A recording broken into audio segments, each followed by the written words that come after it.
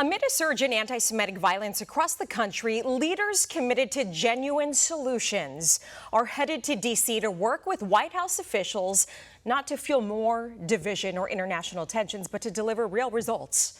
This comes just days after that brutal attack on a pro-Israel rally in Boulder, Colorado. The suspect, who has been hit with federal hate crime charges, is an illegal immigrant from Egypt who overstayed his visa. The FBI is calling the recent attack terrorism. One of those leaders headed to the White House tomorrow in search of real solutions to this mess is foreign policy expert Harley Lippman. He joins us now. Harley, good to have you back. Before we get to your White House meeting, let's confront the rise in violent anti-Semitism in America, shall we? It feels like it's getting worse. Let's take a look. Just this year, there was the attack on Pennsylvania Governor Josh Shapiro's home. He's a Democrat. Then the deadly shooting in D.C. And now the horrifying attack in Boulder, Colorado. Why do anti-Zionist, anti-Semitic narratives seem to be gaining ground fueled by radical extremists? Why don't the voices pushing back seem to be cooling the hate? Because this is an age-old story of anti-Semitism. It's been around for thousands of years. People make Jews scapegoats. You know, the best example is all the demonstrations against Israel. 500,000 people have starved in Yemen. Did you see any protests about that? Anybody caring about that? 600,000 Arabs were murdered in the civil war and starved in Syria. Were there any protests about that? Not at all. Almost 1 million people died of famine and hunger in Sudan. Any protests or demonstrations? No. But when it comes to Jews defending themselves and fighting the Arab world or fighting Hamas, everybody criticizes Israel, and it shows that it's anti-Semitic. Why? Because this is a double standard. Israel is not the standard that you apply to every other country, you need to apply to Israel. But they're not doing that. They're applying a different standard to Israel than any other country.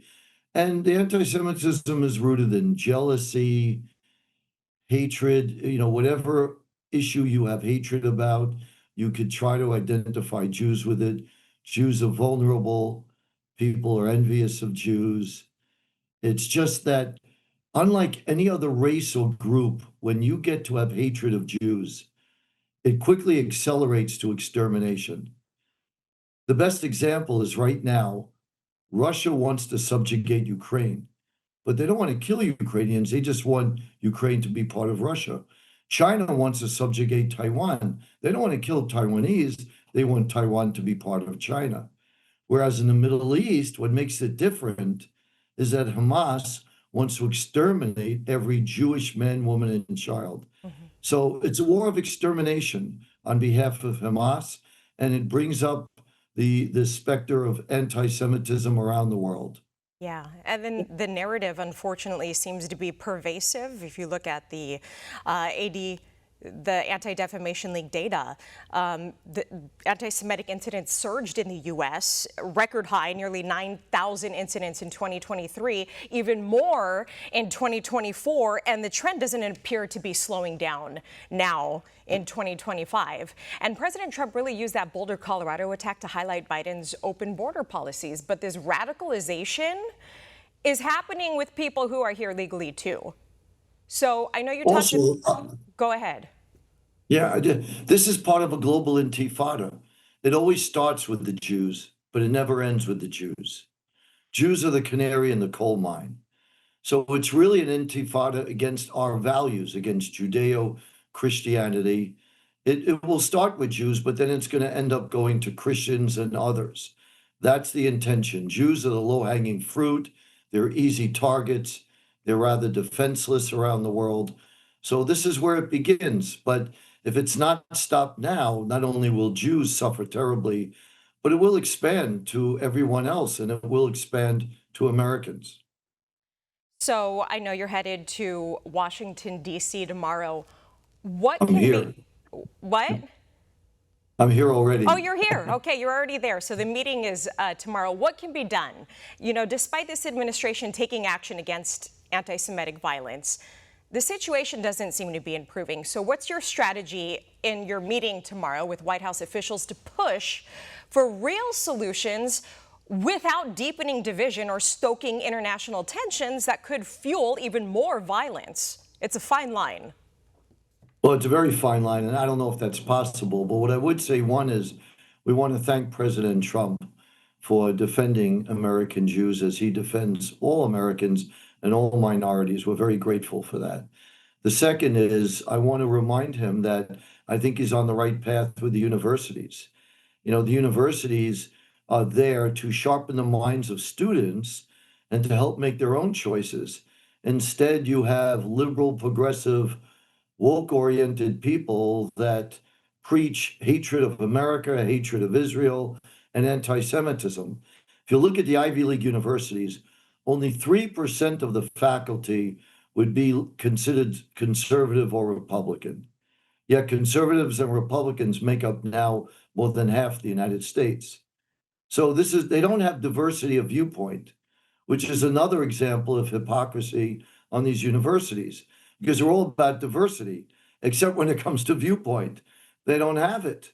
And that's a real issue. And this is really part of a deeper culture war that needs to take place, because the universities are no longer a place where you can get an open-minded education and hear different points of view. It's not like that anymore.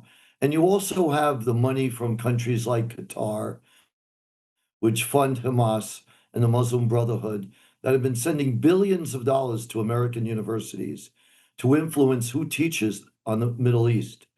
I know, for example, Jewish students who study Middle Eastern classes and face a stark dilemma where if they write a paper that's positive about Israel, they're going to get a bad grade.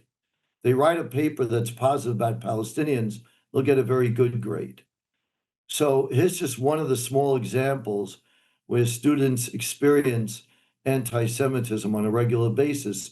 Students are harassed.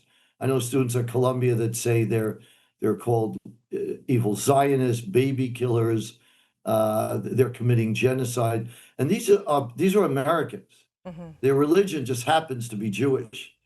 Not all of them are even sympathetic with Israel, but just because they're Jewish, they're being picked on. And I could tell you if you reversed it, God forbid, but if you had black girls and they were surrounded by men in hoods and they were taunted and they were attacked verbally and threatened physically, you know, the universities would shut that down in 2 seconds. But when it happens to Jews, it's somehow okay. They kick the can down the road. They don't really do anything. Okay. Even Harvard, the president of Harvard, said that there has been systematic anti-Semitism at Harvard. Their own internal report says this. So we're not making this up. We're not trying to create some emergency or problem where one doesn't exist. It does exist. And the fact that this person in Boulder, Colorado, was trying to burn Jews is an eerie reminder of the Holocaust, where 6 million Jews were burned. 86 members of my own family died in the extermination camps who were burned to death. So this is what we're experiencing now. We're experiencing a new fascism, a new Nazism coming from the left, coming from the progressives that are intolerant towards Jews and others. Yeah, it's the left, the elites, especially at these prestigious colleges that are showing this hate. Also on the fringe right, it's not a partisan issue. It's both sides of an issue, the extreme right, the extreme left. So what is the solution? Focusing on the universities? Well, yeah, focusing on the universities, having them have a more balanced curriculum, having them be honest with the fact that it's only one-sided, it's anti-Israel, anti-Western, anti-American. That's not the appropriate place for a university. As I said earlier, people are going to university to have their minds open and to learn different ideas. Right. And then let the students make their own choices, not have them indoctrinated. So I think you need that. I think you have to stop all this Arab money coming to American universities that are infiltrating it, and particularly the media, except for networks like yours. The media has been terrible in the way they're showing things in the Middle East. Let's take, for example, Free Palestine. What does that mean? Nobody examines it. Free Palestine. There were no Jews in Gaza before October 7th. They elected Hamas the way the Germans elected Hitler. They're partly responsible for this. And when 5,000 Hamas terrorists swarmed across the border on October 7th to rape and murder, they weren't Bolivians, they weren't Italians, they were Palestinians. Right. It seems And like we these need to open up Palestinians- more debate as well. Because when people just talk to people they agree with, and they live within their bubble, there's no progress, there's no change. So open debate helps as well. Harley, Lippman, keep me posted on your meeting tomorrow. Appreciate your time as always. For all our viewers asking where One America News is heading in the future, we would like to introduce you to OAN Live. OAN Live is the best way to stay up to date on all of the hard-hitting, straight-shooting, national and international headlines. And the best part is, OAN Live is only $4.99 per month. All the credible, honest, unbiased reporting One America News offers at a fraction of the cost of cable. Just go to OANN.com to easily sign up for OAN Live and stay informed.